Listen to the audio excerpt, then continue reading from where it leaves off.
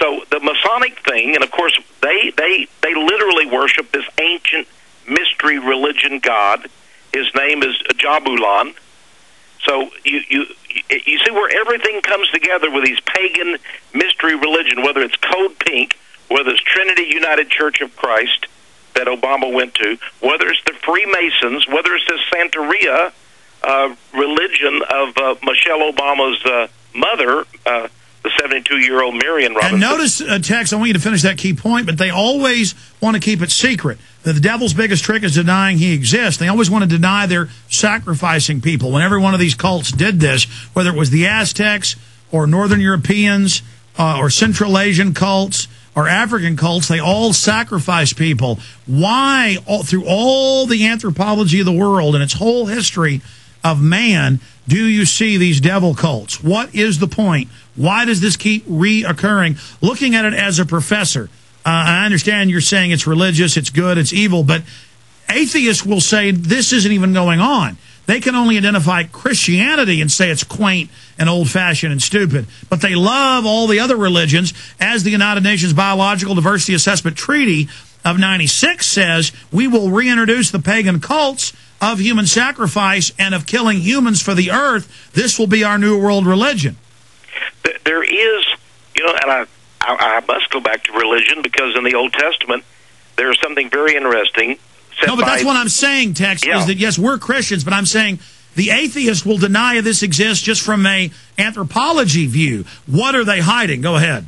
Well, that's silly for them, because the history of the world, and of course, there are many groups in America now trying to return America to the Mexican pre-history days of the Aztecs, the Incas, and horrible.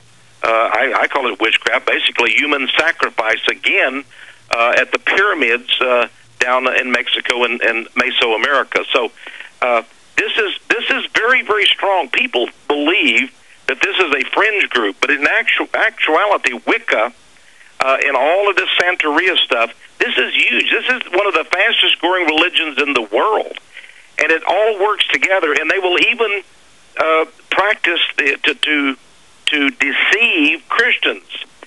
They'll try to bring, for example, one of the Santeria goddesses is called let's see, I think she's called Vamaya, which really is Mother Mary of Christianity, with all the trappings, though, of these demon gods of Santeria. So this is how they try to even, pollute Christianity, and this is well known as well. But I want to emphasize that many blacks are falling for this today, because originally this came from Africa, from the Congo, from West Africa, from Nigeria. So we have a huge contingent of these foreigners. I mean, this is the ultimate, Alex, in multiculturalism, isn't it? Well, it certainly is, Tex, and I'm trying to pull Webster Tarpley up live on air right now, because I wanted to get him, because the show's almost over here, I wanted to get him to comment on what is in his book, page 8, about Obama himself is much more likely a Satanist of the apostate Jeremiah Wright Liberation Theology School, a Christian heresy which places racial hatred instead of charity the center of its edifice of faith. Wright is ultimately the high priest of a death cult. Obama is more precisely an existentialist fascist made up of equal parts 1969 Weatherman race war theory, and it just goes on to then talk about the bizarre voodoo stuff basically going on there at Wright's church. So I just thought this was interesting that Tarpley wrote this book a year ago that we carry at Infowars.com, and here it is manifesting in the news. It's just incredible. Please continue with your comments. Well, I think that is interesting, those comments by Tarpley. I think he had quite a bit of insight. Now, here's another little thread that we can go by. Abner Mikva, who is a well-known Jewish lawyer out of Chicago, he was White House counsel now. Here's a powerful man, White House counsel, the top lawyer for Bill Clinton during the Monica Lewinsky hearings. But he was and he is a big mentor and supporter for for many years of Barack Obama. He says, and this is in the Chicago Tribune. In fact, it's chicagotribune.com. So we're talking about Chicago's biggest newspaper. And there was an article entitled Barack Obama, America's First Jewish President. And it was because of his support from these millionaire and billionaire Jews from Chicago and overseas. But Mikva, who was one of the supporters, said that as a young man, an aspiring young politician, young Barack Obama came to him. Now remember, this is in the Chicago Tribune, and said, how can I best get ahead in politics? And Mikva, who is Jewish, said to him, the first thing you need to do, Barack, is to go and join a powerful black church. You need a power base, and the way to do it is to go join a big black church. Okay, Tex, we're taking to the final segment here. The show is almost over. We're going to have a part 2 on this because it's so important. Just for a minute and a half, Tarpley, because the show's about to end here in about 10 minutes. Webster Tarpley, I just am always amazed how much you wrote or talked about ends up coming true or was correct. Tex, the same thing.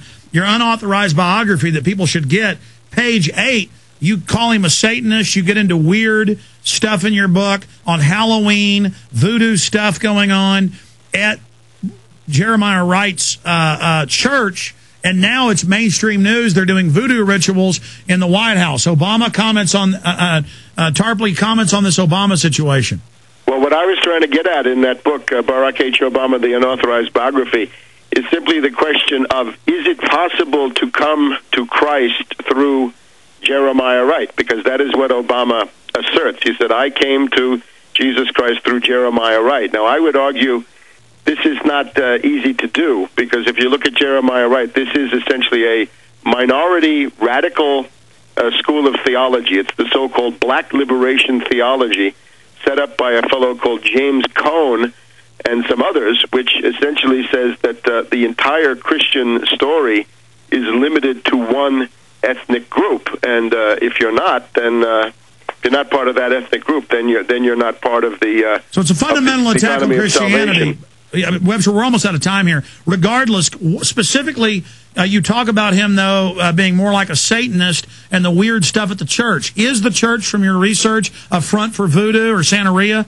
No, I don't know anything about that part. But what you see from Cone is he says that the purpose, the task of God and of Christ is to assist in the suppression of the white population of the world, which I think makes it therefore into a religion of hatred in effect. And I believe this is all subsidized by the foundations.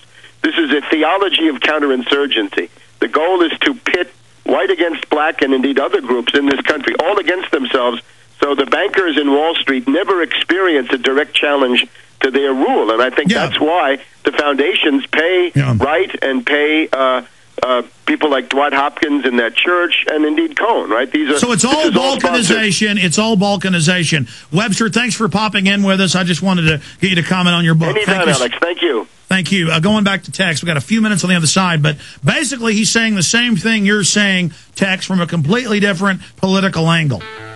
Oh, absolutely. So we can't say that the United Church of Christ, or the Trinity United Church of Christ, is a voodoo Santeria church, but we can say that it is based on paganism, African tribalism, and really a worship of the black race. It is a racist church. But they do weird things on Halloween there, actually. So I've heard that too. Yeah, and of course they don't have any problem in bringing in Catholic priests, but then Louis Farrakhan is. Hi, this is